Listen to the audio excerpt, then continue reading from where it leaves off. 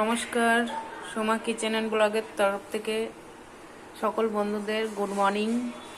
আজকে আমি একটি নতুন রেসিপি নিয়ে এসেছি। সকাল সকাল রেসিপিটা ব্রেড দিয়ে স্যান্ডউইচ সবাই খেয়েছো, কিন্তু আমি আজকে যেইভাবে বানাবো একটু আলাদা।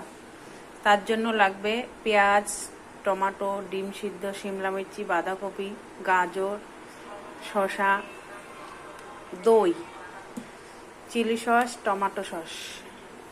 আমি এবার এগুলো সব কেটে নেব।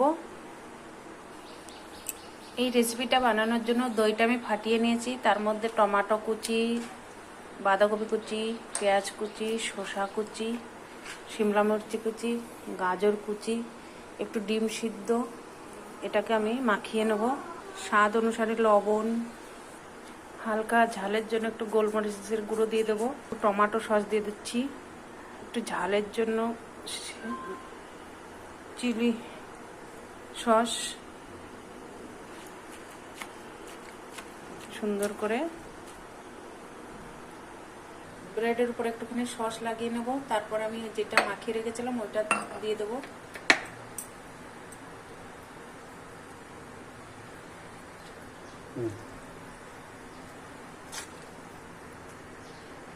এই টিফিনটা খুবই তাড়াতাড়ি তৈরি হয়, 5 মিনিটে। যাদের অফিস, বাচ্চার স্কুলের টিফিন, তাদের জন্য খুবই তাড়াতাড়ি এই রেসিপিটা 2-3 মিনিটে তৈরি করে নিতে পারবে বাড়িতে ঝট করে। আর এত টেস্টি হবে, খেতেও ভালো, আবার তাড়াতাড়ি সময়টাও বাঁচবে। এটা দেওয়ার পর আমি একটুখানি ডিমটাকে এরকম এর উপর দিয়ে দেবো ঘষে, তাহলে আরও বেশি টেস্ট হবে, বাচ্চারা আরও খেতে ভালোবাসবে বেশি।